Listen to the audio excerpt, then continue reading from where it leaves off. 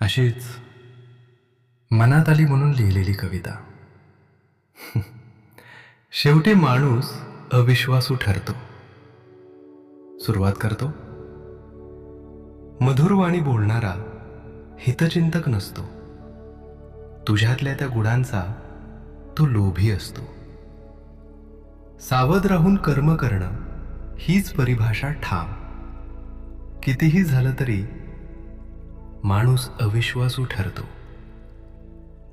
माणूस पाप पुण्याच्या जाळ्यात अडकतो. तुलनेत जास्त नरकाच्याच पायऱ्या चढतो.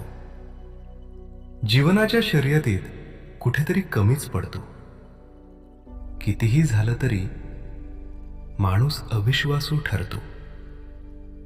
संकल्प कितीही केला तरी माणूस घसरत जातो. पराभवाच्या भीतीपोटी चुकीचाच मार्ग निवडतो.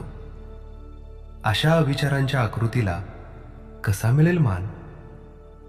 कितीही झालं तरी माणूस अविश्वासू ठरतो.